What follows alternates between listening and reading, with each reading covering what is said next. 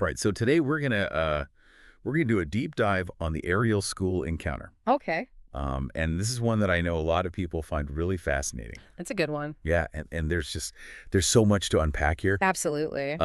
So let's just start with the basics. Okay. September 16th, 1994. Yep. We are at the Ariel School in Ruwa, Zimbabwe. Right. And we've got a schoolyard full of kids at recess. Typical day. Seemingly typical day, right? Right. And then things take a turn. Things get a little strange. So set the scene for us. What happens? Well, you've got all these kids out playing, and then they start noticing something unusual in the sky. Okay. And descriptions vary a little bit, but a lot of them describe it as like a silver disc. Like a classic flying saucer kind of thing? Yeah, exactly, like the stereotypical UFO. Right. But here's the thing, it doesn't just like fly by or hover in the distance. Okay. This thing actually comes down and lands. Wait, so it actually landed? Landed in a field nearby. Yeah. Wow. Okay, so this is not just like a quick sighting. No, this is a much closer encounter. Wow. Okay, so they're seeing this thing up close. That's what they're reporting. And some of the kids even claim to see figures outside the craft. Oh, wow. Okay, hold on, figures. Now you're talking. Yeah, this is where it gets really interesting. So what did these figures look like? I mean, are we talking like the little green men or? Not quite, not green, at least from what they've said. Okay. The kids described them as being kind of thin and spindly, almost frail looking. Really? Yeah, with large black eyes and long arms. That's interesting because that doesn't really fit with like the typical image of, powerful alien beings, right? It's true. It's like it makes you question our assumptions about what extraterrestrial life would even look like. Yeah, right. Like if they have the technology to travel across galaxies, you'd think they'd be a little more imposing. Yeah. Imposing, exactly. Yeah, it definitely adds to the mystery. Totally. So, okay, so we've got a landed craft, we've got these strange figures walking around. What happens next? Well, from what I've gathered, the object takes off suddenly. Like just disappears. Pretty much vanishes into the sky really quickly, leaving everyone wondering what in the world they just saw. I can only imagine. I mean, to see something like that as a kid. It would be life-changing. It would be life-changing, yeah. So it really makes you think about the nature of reality, Yeah, for sure. And what's so interesting to me is like, it wasn't just one or two kids who saw this. Right? Right. This is a whole group of students. Yeah. And they're all telling basically the same story. Yeah. Despite their different ages, backgrounds. Yes. I mean, the consistency is pretty remarkable. It's hard to dismiss when you have that many people saying the same thing. Exactly. It's not like they all just got together and made this up. Right. And I mean, it really makes you wonder, like, what did they actually see? That's the million-dollar question, isn't it? It is. It's one thing to have a single witness claim to see something strange, but when you have this many independent accounts that align so closely, it definitely makes you pay attention. For sure. So, okay, we've got these compelling testimonies, but was there any physical evidence to back them up? That's a good question. I mean, did anyone investigate the site after the fact? Oh, they did. There were investigations. The site was examined. They even took soil samples and analyzed them. And what did they find? Nothing conclusive, really. No smoking gun, as they say. Really?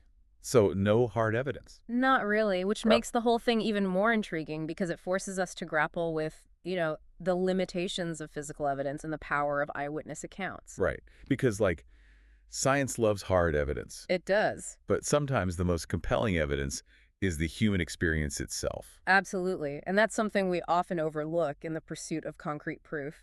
So how do we reconcile that tension? That's a tough one.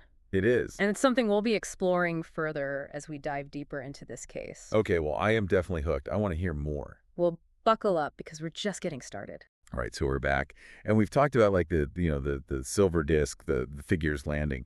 But what I keep thinking about is like these were real kids. Yeah. Who saw this, right?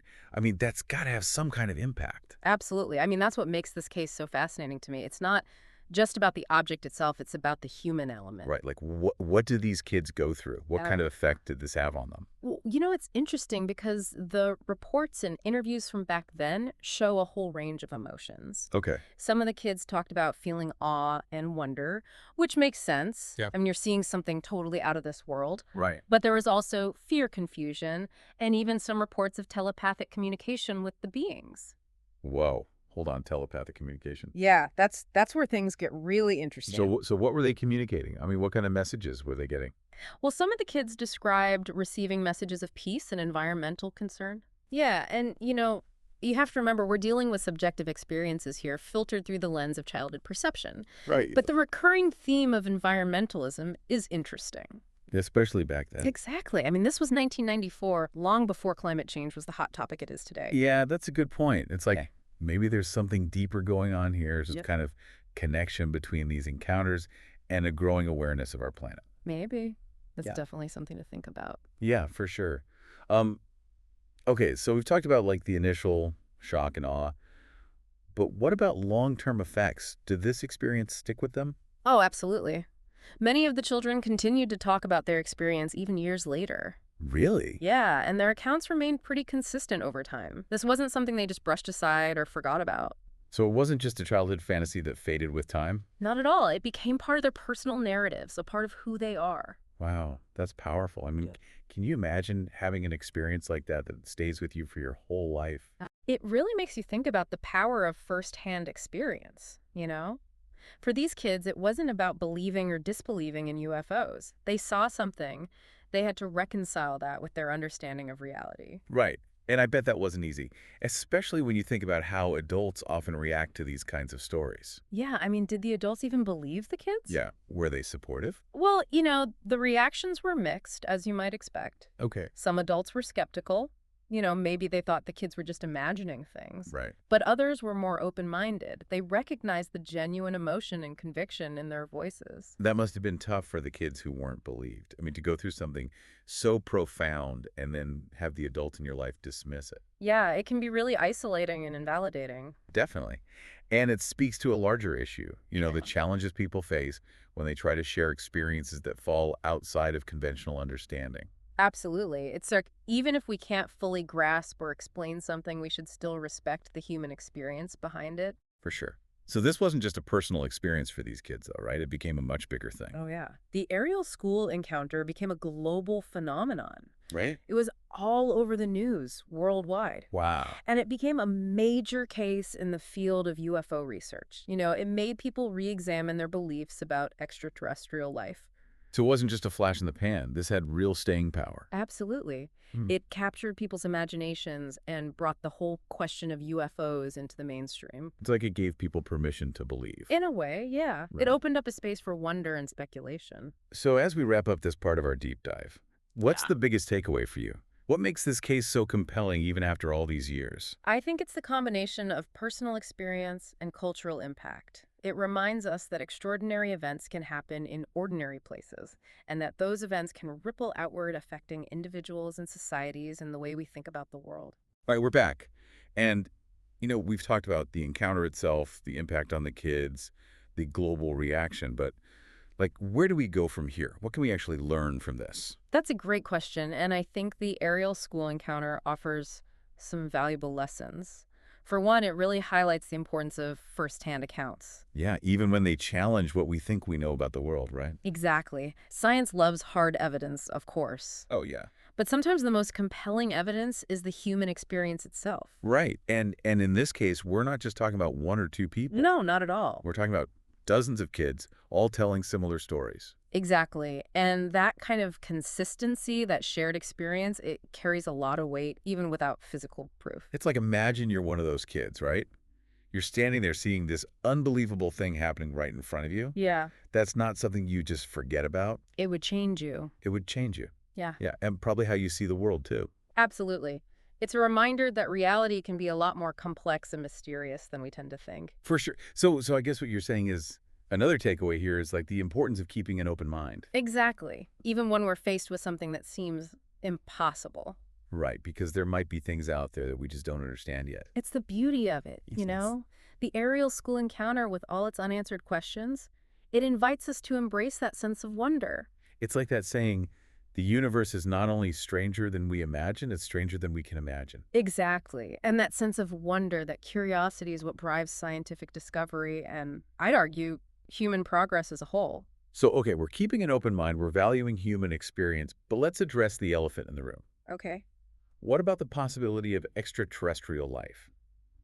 Did the Ariel School Encounter, actually move the needle on that whole debate? I think it definitely contributed to a shift in public perception. It brought the conversation about UFOs into the mainstream.